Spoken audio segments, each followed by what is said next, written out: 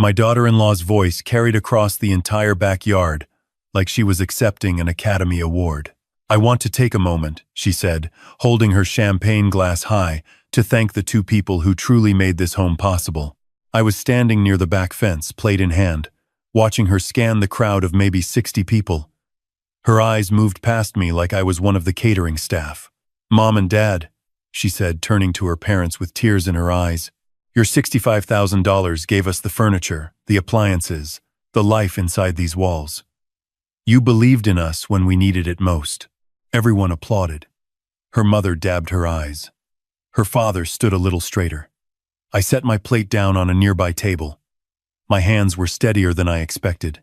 The home they were celebrating, the 4-bedroom Craftsman in a quiet suburb of Columbus, Ohio, had a down payment of $220,000. Her parents had contributed $65,000 of that. I had contributed $155,000. Every cent of it from the retirement account my wife Margaret and I had spent 31 years building together. Margaret passed away 14 months before that party. She never got to see the house. My son never mentioned my name once during that entire afternoon. Let me go back to the beginning, because none of this happened overnight. My name is Gerald. I'm 63 years old. I spent 34 years as a licensed civil engineer for a mid-sized firm in Cincinnati. Not glamorous work, but honest work. Margaret was a pediatric nurse. Together, we were careful with money the way people who grew up without much of it tend to be. We maxed out our retirement contributions every year. We paid off our house in 18 years instead of 30. We drove the same cars for a decade at a time. We had a plan. The plan was this: retire at 65, sell the Cincinnati house, buy something smaller in Asheville, North Carolina, where we'd always talked about spending our later years. Margaret loved the Blue Ridge Mountains. She had a Pinterest board with about 400 photos of mountain cabins and autumn foliage and little downtown streets with bookstores and bakeries. We were going to hike. We were going to learn to cook properly. We were going to finally take that trip to Ireland her grandmother had always talked about. Margaret was diagnosed with pancreatic cancer on a Tuesday in March. She was gone by the following January. I don't talk about those 10 months very much. Some things don't have the right words.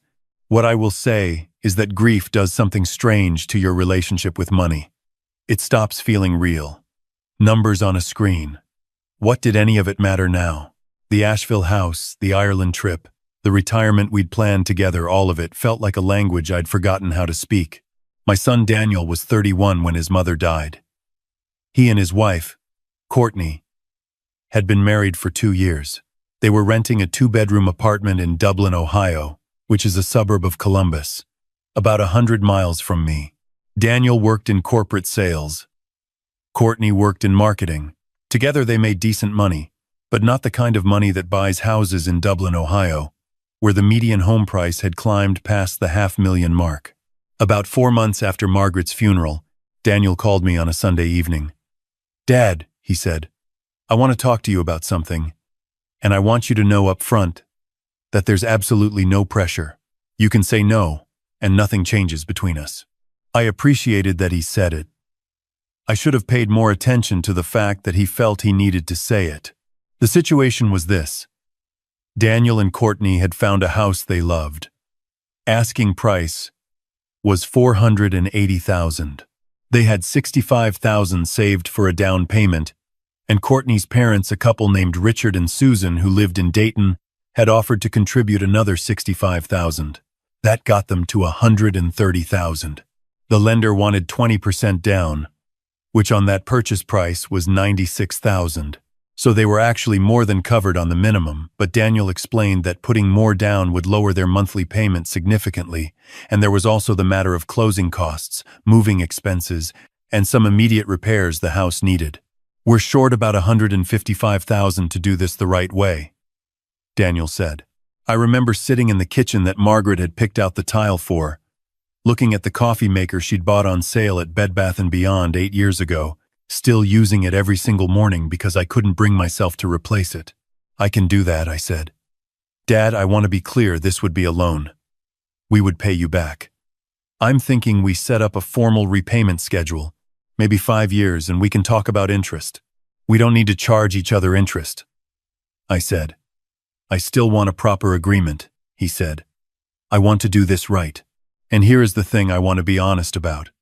I was proud of him for saying that.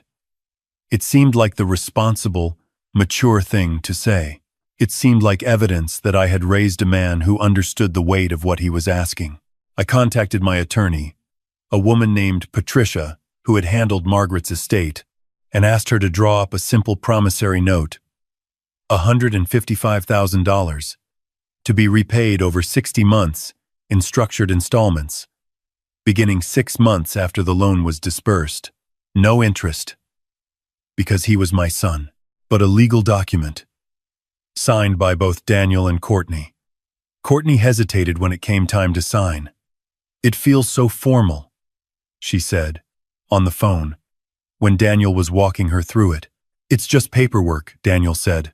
Dad's protecting himself. It makes sense. She signed. I wired the money in April. They closed on the house in May. Daniel called me from the driveway of their new home and described every detail: the oak floors, the built-in bookshelves in the study, the backyard big enough for a garden. He sounded so happy. I sat on my back porch in Cincinnati and listened to him, and for a little while I felt something close to joy. The housewarming party was scheduled for August, 3 months after they moved in. By then they'd done some painting, bought furniture, had a new backsplash installed in the kitchen. Courtney had a gift for interiors. The place looked genuinely beautiful in the photos Daniel texted me. I drove up on a Saturday morning. 2.5 hours. I brought a bottle of good bourbon and a card, with a handwritten note, something about new beginnings, about how proud his mother would have been. I worked on that note for about 40 minutes the night before. I pulled up to the house and there were cars lining both sides of the street. A woman I didn't recognize was standing near the front door with a clipboard. Literally a clipboard. At a housewarming party. Hi there, she said. Name? Gerald, I said. I'm Daniel's father. She looked down at her clipboard, ran her finger along it, looked up at me with the particular expression of someone who has to deliver bad news to strangers on a regular basis. I'm not seeing you on the list, she said. Let me just check with Courtney real quick. I stood on the front porch of the house my money had helped buy while a woman with a clipboard went inside to confirm whether I was allowed to enter. Daniel appeared at the door about 90 seconds later. He looked embarrassed in a way that suggested he'd known this might happen and had not done anything to prevent it. Dad. Hey. Sorry, Courtney. Just wanted to manage the head count. It got a little out of hand with the RSVPs. It's fine, I said. It was not fine. Inside, the house was full. Maybe 60 people, many of whom I didn't know. I recognized Richard and Susan, Courtney's parents, holding court near the kitchen island like hosts at their own party. Richard shook my hand with the energy of a man who had just won something. Susan kissed my cheek and said the house was just gorgeous, wasn't it? Just absolutely gorgeous. It really is, I said. I found a spot near the back of the yard. I got a plate of food. I talked to a few people. Daniel introduced me to his work friends, a couple from the neighborhood. Everyone was warm enough. It was a nice party, objectively. And then Courtney tapped her glass, and the yard went quiet, and she gave her speech. I've already told you how it went. What I haven't told you is what I did afterward, which was nothing. Not immediately. I finished my food. I said goodbye to Daniel. I told Courtney the house looked beautiful. Because it did. I drove 2.5 hours home to Cincinnati. I sat in my kitchen. I did not sleep well that night. I want to be fair here, because I've had a lot of time to think about this. It's possible Courtney simply forgot. It's possible the speech she prepared in her head focused on her own parents, and she got caught up in the emotion of it and didn't think. It's possible my son assumed I wouldn't need public acknowledgement, that I was secure enough not to require it. But here is what I kept coming back to. Lying awake at 2 a.m. She had described her parents' contribution as what made the house possible. Their $65,000, not the combined $220,000. Not the total picture, just their $65,000, which meant she either didn't know the difference or she did know and chose to present it that way anyway. I thought about the phone call where she'd hesitated to sign the promissory note. It feels so formal. I thought about the way she and Daniel had referred to my contribution in conversation over the previous few months. Your generous help. Your gift. Even after the signed document. Even after the wire transfer with the memo line that said loan. Promissory note. Ref 2024 to 04. I thought about my retirement account balance. I called Patricia, my attorney, on Monday morning. I want to know my options, I said. Patricia is a calm woman. She's been practicing family and estate law for over 20 years, and I don't think very much surprises her. You have a signed promissory note, she said. I do. And the first payment was due when? November. They've made 2 payments so far. Small ones. They've been inconsistent.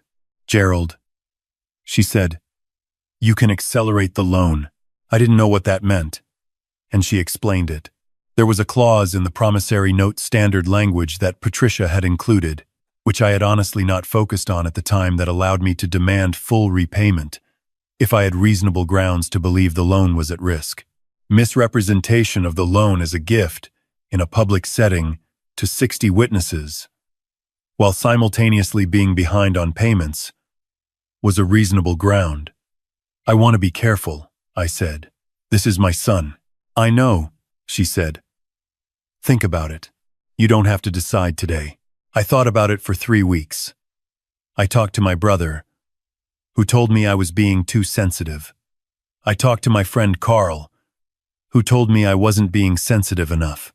I talked to no one else because I didn't know how to explain the specific weight of what I was feeling, not just the money, not just the slight, but the sense that Margaret's 31 years of careful saving had been quietly reclassified as someone else's generosity. At the end of those 3 weeks, I called Patricia and told her to send the letter. The letter was formal and precise. It outlined the promissory note, the payment history, the specific incident at the housewarming party, and it invoked the acceleration clause. Full repayment, plus the administrative and legal costs associated with the notice, within 90 days. Daniel called me 20 minutes after he received it. I have never heard my son sound the way he sounded on that phone call. Not angry, or not only angry. Something underneath the anger that I recognized because I'd heard it in his voice once before, when he was 9 years old and had broken a neighbor's window playing baseball and then lied about it, and then had to come clean. It was the sound of someone who knew, and had been hoping they wouldn't have to reckon with the knowing. Dad, he said, this is you're really doing this? I am. Over a speech at a party? Over a pattern, I said, that the speech made clear. There was a long silence. Courtney didn't mean. I know you believe that, I said. I'm not asking you to agree with me. I'm asking you to honor what you signed. He tried several more approaches over the next few weeks. He called late at night, more than once, clearly after he and Courtney had been arguing. He asked if I would consider mediation. He asked if I would at least talk to Courtney directly. He said his mother would not have wanted this. That last one landed harder than he probably intended. Your mother, I said carefully, spent 31 years helping build what I lent you. I think she would have wanted it treated with some respect. Another silence. Dad, he said. Finally. I'm sorry. I'm really sorry. I know, I said. We didn't speak for about 6 weeks after that. What I did not know, while all of this was happening, was that Courtney's parents had quietly offered to help Daniel and Courtney cover the repayment. Richard and Susan, it turned out, had considerably more money than I'd understood, and apparently felt some responsibility, or perhaps some strategic interest in resolving the situation quickly and quietly. Within the 90-day window, I received a wire transfer for the full outstanding balance, plus legal costs, plus a small additional amount that I assumed was meant as a gesture. Patricia confirmed the account. Everything cleared. I sat with that for a while. Then I made a phone call not to Daniel, not yet, but to a travel agency I'd driven past 100 times in my life and never once entered. Margaret had a list, an actual handwritten list, in a small green notebook she kept in her nightstand, of places she wanted to go before she died. She'd called it, with characteristic dry humor, her "Before I'm Dead" list. Ireland was at the top. Below it, in her looping cursive, the Scottish Highlands, Dingle Peninsula, a pub in Galway, seeing the cliffs of Moher at sunrise. She never made it. But I still had the notebook. I booked a 17-day trip, Dublin to Galway, to the Dingle Peninsula, to the cliffs of Moher, to the Ring of Kerry. I rented a small car and planned to drive on the wrong side of the road, which terrified me and which Margaret would have found absolutely hilarious. I packed her green notebook in my carry-on. I told Daniel I was going, in a text message, 2 days before I left. I didn't explain why or what the notebook meant. Some things don't need explaining. He replied, "Be safe, Dad. I love you." I stood at the cliffs of Moher on a Tuesday morning in October, in a light rain, with the Atlantic stretching out forever below me, and I opened the green notebook to the first page. Margaret had written, at the very top, above all the destinations and all the plans, "Why are we waiting?" She'd written that as a question, I think, a reminder to herself, a prod against the tendency, the very human tendency, to defer the good things, to save them, to say, later, when the time is right, when the money is there, when the kids are settled, when everything is in order. The money had been there. The time had never felt right, and now here I was, standing at the edge of the continent alone, in the rain, doing the thing we'd always said we'd do. I won't tell you it felt like enough. It didn't, entirely. There are no replacements for the person you were supposed to share something with, but it felt like something.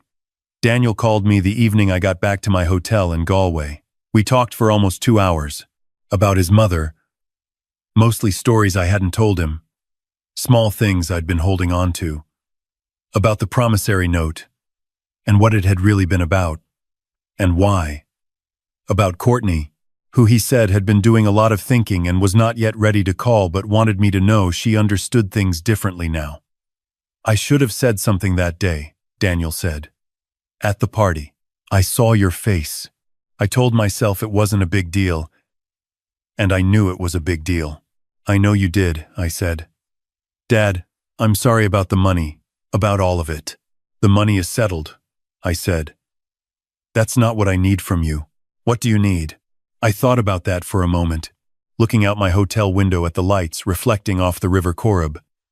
"I need you to call me on Sundays," I said. "I need you to come down to Cincinnati for Thanksgiving instead of spending it with Richard and Susan every single year. I need you to act like I'm your father." He was quiet for a moment. "Yeah," he said. "I can do that. I don't know how this story ends yet. Daniel and I are in an early, careful place, the kind of place where you're both trying not to say the wrong thing, where every phone call is a small act of reconstruction. Courtney and I haven't spoken directly, and I'm giving that the time it needs. Some bridges you rebuild from both ends simultaneously. Some you can only approach from one side at a time. What I know is this: I did not spend 34 years engineering things, structures, meant to hold weight, to bear load, to remain standing, to watch something I built be quietly handed to someone else and called their work. I did not watch Margaret fill a green notebook with dreams, to have those dreams treated like loose change. I am 63 years old. I drove on the wrong side of the road through County Kerry in a light rain. I stood at the edge of the Atlantic with a dead woman's handwriting in my hands. I have places left to go. The notebook has 14 more entries. I intend to visit every single one.